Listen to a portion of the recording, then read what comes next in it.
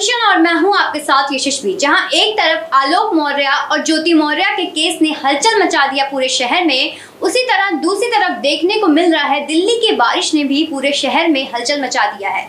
आज India junction के chief editor Piyush मणि Awasthi BJP कार्यालय पहुंचे और जुगल किशोर से मुलाकात की है और खास बात की है। उन्होंने पूछा है 2024 के चुनाव में उनका क्या प्लान है और अगर उत्तर प्रदेश में बारिश आती है तो उसके लिए उनका क्या प्लान है।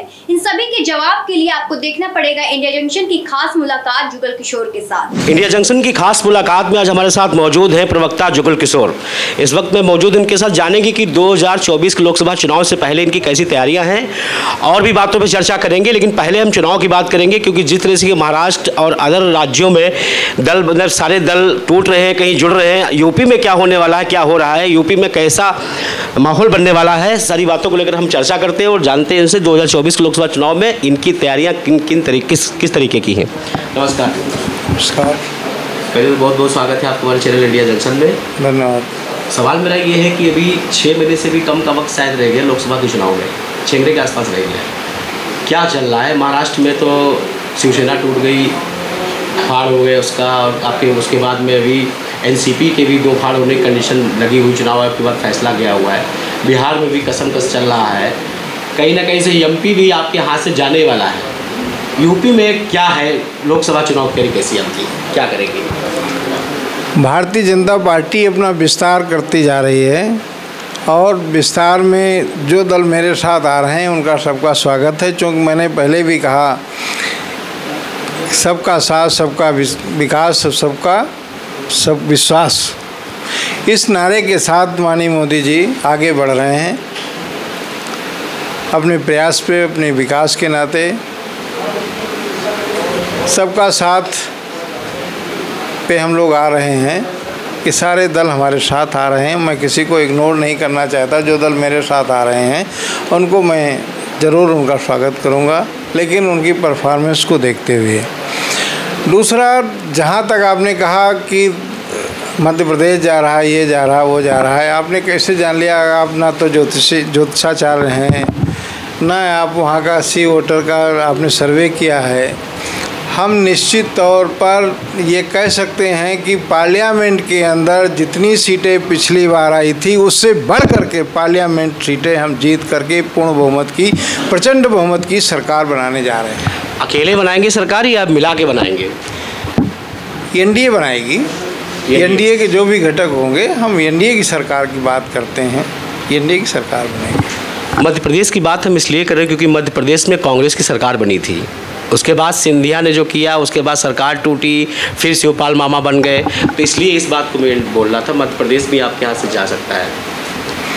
मैं उत्तर प्रदेश का भारतीय जनता पार्टी का प्रवक्ता हूं। उत्तर प्रदेश के विषय में अगर आप कुछ पूछेंगे मैं ज़रूर बताऊंगा। मध्य प्रदेश के विषय में मुझे ज़्यादा जानकारी नहीं है, लेकिन मैं इतना कहूंगा कि वो 5वीं बार मुख्यमंत्री हैं, वो अच्छा समझते हैं, उन्होंने अच्छा किया होगा। निश्चित तौर पर मध्य प्रदेश को पुनः जीतना चाहेंगे, इसलिए अच्छा किया होगा। अभी बारिश का चल रहा है, रेड अलर्ट और येलो अलर्ट की बात की जा रही है। इस कंडीशन में दिल्ली पूरा डूब रहा है। देश के कई राज्यों में भीषण बारिश के कारण मतलब यातायात पूरा ख़त्म हो चुका है। अब क्या कहेंगे, यूपी में भी शुरुआत होने वाली, कैसी तैयारी है आपकी यहाँ पर? देश के अंदर आप जानते हैं कि हमारी सरकार है और प्रदेश में भी हमारी सरकार है। आपदा प्रबंधन जितना मजबूत हमारी सरकारों में रहा है, किसी की सरकारों में नहीं रहा है। आपदाएं आती हैं और उनसे निपटने के लिए सरकारें पूरा प्रयास करते हैं। हमारी सरकार पूरा प्रयास कर रही है कि इस आपदा प्रबंधन में पूरी ताकत लगा करके, पूरी व्यवस्था में, जैसा आपने देखा योगी जी ने, माननीय मुख्यमंत्री जी ने एक इंटरव्यू भी दिया है कि हम सारे अधिकारियों को निर्देश दे चुके हैं। आपके गृह जनपद लखीमपुर खीरी में बाढ़ का प्रकोप सबसे ज़्यादा रहता है, हर साल रहता है। पूरे गांव के सामने एक बड़ा मंजर सामने खड़ा हो जाता है। उससे निपटने के लिए आज तक कोई बड़ा कदम नहीं उठाया गया। हर साल दावे तो बड़े किए जाते हैं, लेकिन कहीं ना कहीं से दावे सारे के सारे धरे रह जाते हैं। इस बार क्या वहाँ पे तैयारी किस तरीके की आपके गृह जनपद में है बाढ़ से निपटने के लिए? हमारे जनपद को जहाँ तक आपने रेखांकित किया है, आपको जानकारी होगी कि जनपद में एक मोहम्मदी विधानसभा है, एक कस्ता विधानसभा है, गोला विधानसभा है, लखीमपुर विधानसभा। यहाँ पर कोई कभी बाढ़ नहीं आती है, कभी भी। और जो बाढ़ आती है वो शारदा नदी के कारण आती है। शारदा नदी में जब नेपाल का पानी छोड़ा जाता है, कई हज़ार क्यूसेक पानी छोड़ दिया जाता है, जिसके कारण हमारे ज़िले में बाढ़ आती है। अन्यथा हमारी सारी पूरी मुकम्मल तैयारी रहती है, बरसात के कारण नहीं। वहाँ शारदा नदी में जो बाढ़ नेपाल से पानी छोड़ा जाता है उसके कारण बाढ़ आती है। एसडीएम ज्योति मौर्य का केस पूरे प्रदेश ही नहीं देश में वायरल हो रहा है। उसमें मनीष दुबे का नाम आ रहा है। मनीष दुबे के खिलाफ एक जांच चल रही है, जांच रिपोर्ट के बाद एक्शन लिया जाएगा। लेकिन क्या मैसेज गया इस प्रकरण के बाद, क्या मैसेज गया? लोग जो पढ़ा रहे थे अपनी पत्नियों को वापस बुला रहे हैं।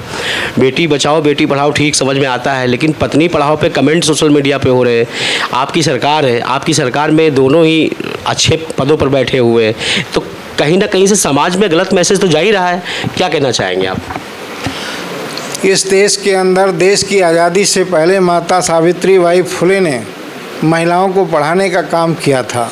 शिक्षा के द्वार महिलाओं को सबसे पहले माता सावित्रीबाई फुले ने किया था।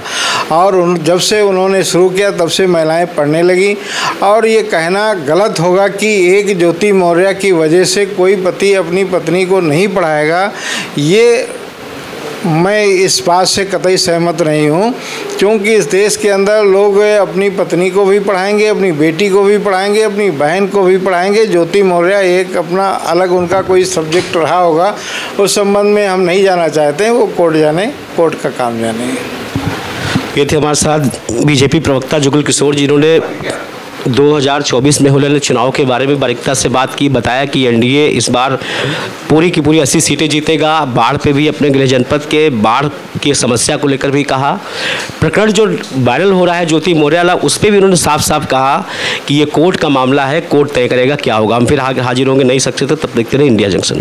खबरों से जुड़े रहने के लिए सब्सक्राइब करें हमारा चैनल इंडिया जंक्शन।